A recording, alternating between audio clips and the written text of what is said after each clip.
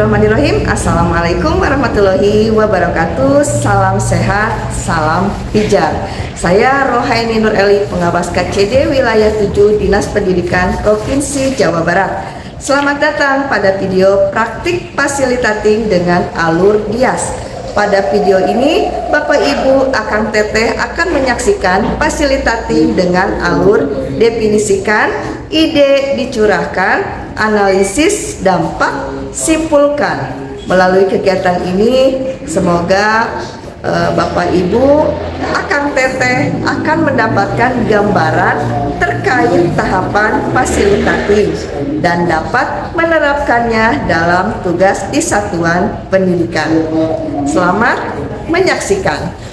Assalamualaikum warahmatullahi wabarakatuh. Waalaikumsalam. Ini seperti yang telah direncanakan, kita akan berkait dengan capaian literasi di SMKS Sumatera 40. Hari ini kita akan sama-sama berdiskusi terkait tadi capaian literasi, faktor apa penyebabnya, dan kemudian yuk kita sama-sama bagaimana strategi perbaikannya. Mungkin ada dari kepala sekolah ini sendiri nih tanggapannya tentang ini, Pak. Untuk capaian literasi di rapot pendidikan SMK Sumatera 40 tahun 2025, kami mengalami penurunan karena kan ada minat baca dari siswa itu mengalami penurunan sehingga kita ketahui bersama semua baik ya, literasi baik, kemudian numerasi juga baik, dan yang lain-lainnya posisinya baik, tetapi ada yang harus kita cermati. Ternyata di rapor pendidikannya di bagian literasi. Baiklah Bapak Ibu, kita sama-sama berkolaborasi mendiskusikan hal ini.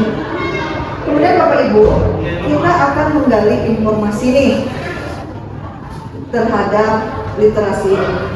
Bertanya-tanya program literasi yang sudah dilakukan di SMKS Sumatera 40 ini apa saja? Mungkin dari Bu Neni. Di SMK Sumatera 40 untuk biar bisa merubah untuk penilaiannya, mungkin di kami sudah menyediakan pojok baca, Ibu. Itu tujuannya agar anak-anak ada punya minat untuk membaca dari buku-buku yang ada di situ. Yang kedua, perubahan digital yang tadinya kita dalam penilaian atau asesmen itu menggunakan digital, sekarang kita merubah menjadi berbasis kertas. Tujuannya untuk apa? Agar anak terbiasa dengan membaca, Bu.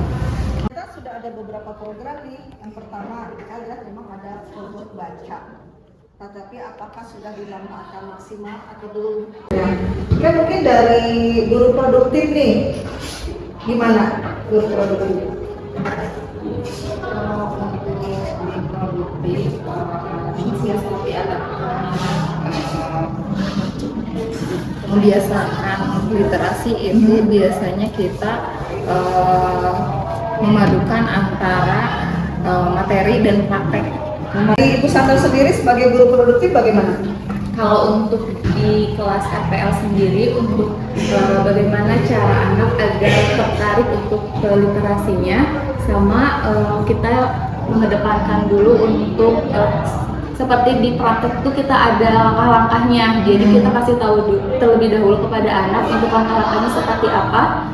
Nah, kalau misalkan anaknya yang nggak baca atau ya nggak memahami, pasti tidak akan bisa melanjutkan praktek. Tapi kalau misalkan anak udah paham literasinya nih, pasti akan bisa untuk melanjutkan ke praktek. Berarti literasinya dalam bentuk bagaimana anak memahami job sheet. Tidak baca, otomatis dong anak jadi tidak ngerti, artinya dia tidak bisa melanjutkan praktek. Identifikasi akan masalah. Yang 5 Y, pertanyaan pertama mulai. Tadi ada Y yang pertama, mengapa capaian literasi turun? Jawabannya menurut Bapak Ibu apa? Y yang pertama. Karena mungkin sekarang zamannya teknologi juga, jadi dibanding anak tuh literasi menggunakan buku, mereka tuh lebih dominan literasinya ke teknologi, baik itu sosial media atau berita-berita lain. Oke, jadi jawaban yang pertama, kenapa literasi turun? Minat baca. Sekarang yang kedua, yang jawaban yang kedua dari jawaban yang pertama akan jadi pertanyaan yang kedua. Tadi berarti kenapa minat bacanya rendah? Bahan yang untuk bacaannya kurang menarik. Karena kegiatan literasi di sekolah itu dilaksanakan kurang konsisten. Jadi benar. Jadi budaya baca. Betul.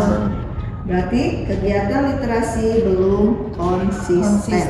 Yang ketiga, apa kurang konsisten? Konsisten juga dalam jadwal pembiasaan. pembagian tugas yang jelas. Misalkan di Senin ini siapa yang bertugas nanti yang Oke. Tadi sudah jelas. Kenapa tidak konsisten? Karena belum ada jadwal dan penanggung jawab yang jelas. Ya. Jadi pertanyaan yang keempat, kenapa jadwalnya dan penanggung jawab belum ada? Ini pertanyaan berikutnya. program pengawasan monitoring itu tidak dilakukan secara berkelanjutan. Dapat nih akar masalahnya, tidak ada monitoring dan evaluasi dari program yang sudah ada. Sekarang, ketika memang kita sudah punya akar masalahnya, maka kita rumuskan solusi. Strategi apa yang harus dilakukan? Membuat program dulu yang struktur tadi, bukan belum struktur itu tadi programnya. Setelah membuat program yang struktur baru di Sosialisasi, habis sosialisasi, Pelaksanaan pelaksanaan implementasi, habis pelaksanaan, baru pengawasan monitoring. ketika tadi ada program, ada pemantauan, ada penilaian, harus jelas indikatornya. Indikatornya nanti bisa menggunakan metode cepat, misalkan yang tadinya guru yang tadi kan dijadwal ya, yang dijadwalkan mungkin hanya sebagian orang, kan 50% yang ikut terlibat. Itu ada refleksi dari kepala sekolah. Enggak. Terima kasih atas kegiatan hari ini. Jadi saya selaku kepala sekolah mendapatkan ilmu yang sangat berharga sekali, khususnya dalam manajemen agar kita lebih mengadakan monitoring dan evaluasi untuk keberhasilan suatu program. Ya, programnya. Terus kami juga mendapatkan ilmu tentang pemanfaatan teknologi lewat Cloud AI. Jadi sangat membantu dalam saya merencanakan dan menganalisa sebuah dokumen rapor pendidikan untuk dibuat perencanaan maupun program kerja supaya kegiatan dapat berjalan dengan baik dan terencana, terukur dan Alhamdulillah. Yuk kita upload untuk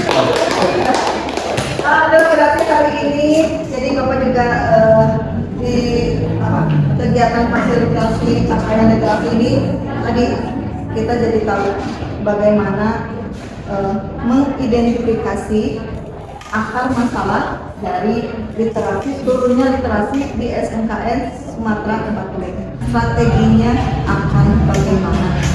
Strategi itu dapat ditindaklanjuti dan ini akan jadi satu siklus. Jadi kita akan sama-sama melihat progres dari rapor pendidikan tahun berikutnya 2002 dan literasi, numerasi dan yang lainnya yang jadi indikator akan memperoleh hasil tidak hanya baik, sangat baik. Alhamdulillah. Kita tutup hari ini kegiatannya dengan sama-sama membacakan hamdalah. Alhamdulillah.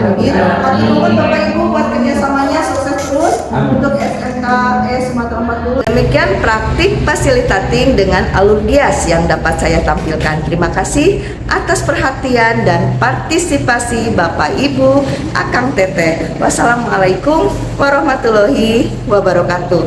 Salam sehat, salam pijar.